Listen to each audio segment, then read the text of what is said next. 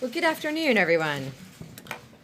I want to start, I'm going to give you some facts and perspective. Hopefully I can put some things in context. But I want to start with just a very simple statement for today's announcement, which is border security is homeland security, which is national security. It's not a partisan issue. It's not something we can separate out. It's core to being a sovereign nation. The president has reiterated this many times. In fact, he has specifically said that a sovereign nation that cannot, or worse not, chooses not to defend its borders will soon cease, in fact, to be a sovereign nation. The threat is real. We've talked about it over the last 18 months. The Department of Homeland Security, since its creation in 2003, has watched for current and emerging threats. Despite a number of steps that this administration has taken, which I'll talk about shortly, we continue to see unacceptable levels of illegal drugs, dangerous gang activity, transnational criminal organizations, and illegal immigration flow across our border. This threatens not only the safety of our communities and children, but also our very rule of law, on which, as you know, our country was founded. It's time to act. So let's talk a little bit about that today. In an effort to prevent such a consequence, the President has directed that the Department of Defense and the Department of Homeland Security work together with our governors to deploy the National Guard to our southwest border to assist the Border Patrol. The President will be signing a proclamation to that effect today. When the President took office last year, he issued a series of executive orders and directives that empowered DHS for the first time in almost a decade to fully enforce our border security and immigration laws. At that time, we saw a precipitous drop in unlawful border crossings, 44% down in the first few months of after his inauguration.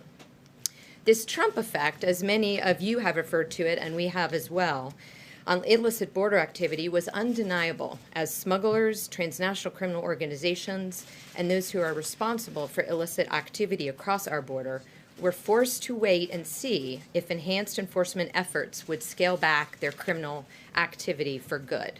In the last 15 months, under the President's leadership, the administration has taken major steps to methodically strengthen border security. Let me just give you just a few, but we're happy to provide additional details. We stepped up the targeting of dangerous criminal gangs such as MS-13. We removed thousands more criminal aliens than the year prior. We no longer exempt entire classes of illegal aliens from the consequences of breaking our immigration laws. We began the first new border wall system construction in close to a decade. We modified our asylum system processing to more quickly adjudicate claims, and we ended so-called temporary immigration programs that were either constitutionally dubious or were administered in a manner that was inconsistent with the purpose of the law or contrary to the intent of Congress. Despite these actions, we've recently seen the numbers of illegal border crossings rise from 40-year lows last April to back to previous levels. Our current border security and immigration laws fail the American people. The system rewards bad behavior. It does not punish lawbreakers. It undermines our nation's economic interests. Make no mistake, interdiction without the ability to promptly remove those without legitimate cause is not border security. It is not national security. When the President took office, the traffickers, smugglers, TCOs, and the illegal aliens that serve as their currency paused to see what our border enforcement efforts would look like and if we could follow through on the deportation and removal. While we have been apprehending aliens at the border with historic efficiency, these illicit smuggling groups saw that our ability to actually remove those who come here illegally did not keep pace. They saw that there were loopholes they could exploit to avoid detention and removal. And let me give you some numbers to put how that has changed the context of our immigration and border security system. Before 2013, approximately 1 out of every 100 arriving aliens claimed credible fear, which is the first step in the United States asylum process. Today, more than 1 out of 10 do so. Why this matters is because this number unfortunately demonstrates and is indicative of the rising level of fraud that plagues our system. This prevents us from timely helping those who really do need asylum. When we have to deal with the fraud and the backlogs, we are unable to help those truly in need. Before 2011, over 90% of arriving aliens were single adult males. Today, 40% are families and children. The traffickers and smugglers know that if you arrive with a family under our current legal and court system, you have a much better chance of being released into the United States. We have seen the smugglers advertise this as an enticement, and we have seen traffickers, unfortunately, fraudulently use children to gain entry into our country. Before 2009, the last stat here, 90% of arriving aliens were Mexican nationals. Today, nearly 50% are from Central America. The traffickers and smugglers know that these individuals cannot, under U.S. law, be easily removed in an expeditious way back to their country of origin, and so they exploit the loophole. Each of these reflect the effects of legislative and legal loopholes that have made it that much more difficult to remove the bulk of those we apprehend, whether they are criminals, traffickers, gangs, or illegal aliens. Those falsely claiming asylum know that if they use the magic words credible fear, because of the low threshold that currently exists and because of the very large backlog, they will be released with work permits into the interior for many years before they see a judge. In 2012, when DACA was offered, families with children similarly understood that deferred action was on the table, and the possibility of further future deferred action has caused additional migration that continues through today. This is exacerbated because of the deeply flawed Flores settlement agreement, one that we have talked about before, and because of our inability to use expedited removal authority for all unaccompanied alien children. Because of this, we do see many more Central American families with children attempting to enter the country illegally, many more than a decade ago. Smugglers themselves are gaming the system, pure and simple. They take advantage of the loopholes in our laws. They know that we cannot prosecute as we need to stop their behavior, and we know in some cases it takes many years for them to be removed. This, in addition, creates a massive magnet for additional illegal immigration, TCO activity, and criminal activity across our border. Every day, we rely on a number of partnerships to help us accomplish our mission to secure our borders. State and local officials, interagency federal partners, Congress, and of course our international partners. I have been with and will continue to work with these partners. This is a problem that requires all of our attention. This administration has also asked Congress for help. Congress makes immigration law. It's that simple. That is how our system works. Congress makes immigration law. Congress decides which classes of aliens are allowed into the country and which can be deported. We've asked for changes to existing law to close loopholes that exacerbate the challenges we have and often result in a de facto court-ordered or resource-constrained resulting catch and release. The President, as you know, terminated administrative catch and release last year, but due to these loopholes, we often find, particularly those with family, they must be released after 20 days. We asked Congress for additional funds for the border wall system, for detention beds, personnel, as that magnet of lawlessness still draws people by the thousands to our borders. Why not attempt the journey if you have no belief you'll ever be caught? We must change the environment. We must change and reduce those pull factors. Unfortunately, time and time again, Congress has failed to act. Worse still, some members of Congress have continually opposed efforts to secure the border.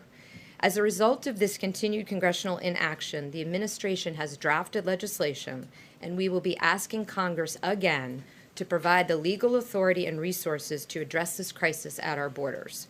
We will not allow illegal immigration levels to become the norm. More than 1,000 people a day, 300,000 a year, violating our sovereignty as a nation will never be acceptable to this president. Since becoming secretary, I've spoken with hundreds of members of Congress on the need for legislation.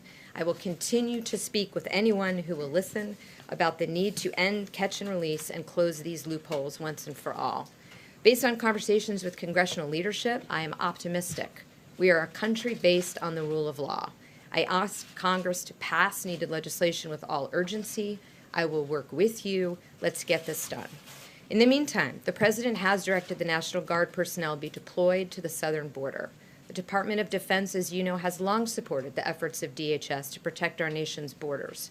This includes ongoing counter-narcotic missions, infrastructure construction, persistent surveillance operations training, and aerial support throughout the Western Hemisphere.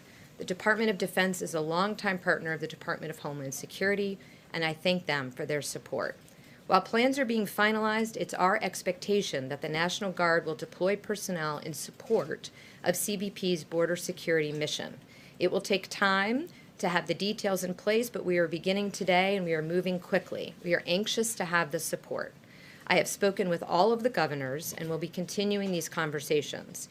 It is very encouraging that some of them have already taken dramatic steps in their own states to confront illegal immigration and to strengthen that border security to prevent the criminal activity and the inflow of drugs. These are leaders who understand the importance of enforcement and border security and how it improves public safety in their states. I look forward to working with each of them. As a result, I will not provide the full details today because much of what we will be doing in conjunction with the border state governors will be worked out through the appropriate processes as it has been in the past. The urgency cannot, however, be underscored. We will be doing this today under the President's direction. I will continue my conversation with all 4 border governors, and we hope to have the path forward very much specified in the near future. I also want to just make sure before I turn it over for questions to mention that we've been in touch with my counterparts in Mexico regarding this action. They understand the administration's desire, much like their own, to control illegal entry into our country. They understand and respect our national sovereignty. I thank them for their recent support in addressing the yearly caravan, as well as in signing a number of security-related agreements last week. I value their partnership and do not expect this operation to affect that relationship.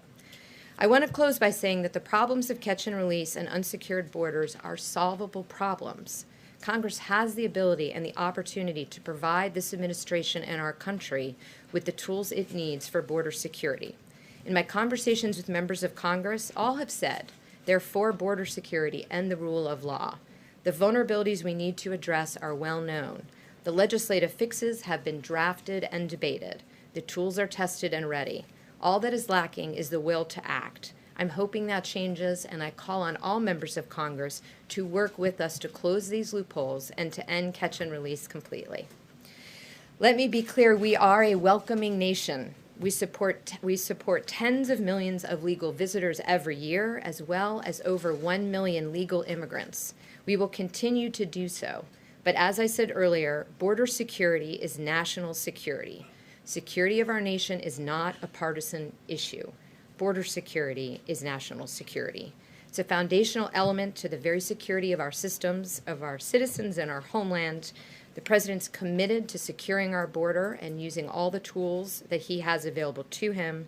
I thank him for his leadership and support of DHS. I thank you for listening, and I look forward to your questions. Sure. Maybe for some context, could you compare what the President is contemplating with what President Bush did, 6,000 National Guard personnel for about a year and a half, Arizona, New Mexico, California. President Obama did about 1,200. Right. Is he contemplating something larger than that and something of a longer duration, and how soon do you think, whatever the number is, the deployments will begin? So let me take the last part first. We do hope that the deployment begins immediately. I will be continuing to have conversations with the governors today. As you know, it's done through a memorandum of agreement, so we're working with all haste to agree on that. So we've specified out the missions where we need support. They include everything from aerial surveillance, which, as you know, was part of Operation Phalanx, through to some of the support functions that the Guard was able to do under President Bush in Operation Jumpstart. So we've been very specific state by state, locale by locale, of what CBP believes they need, and then we'll work in conjunction with the governors who are in fact on the front lines to see what they need and work it within the National Guard. But as soon as possible, conversations are ongoing. And size and duration of deployment? So size and duration, we have not, I don't want to get ahead of the governors. This is a partnership with them. We're giving them the opportunity to review our suggestions of how the National Guard can support the Border Patrol, but as soon as the numbers are available, we'll provide them. More robust than the Bush deployment?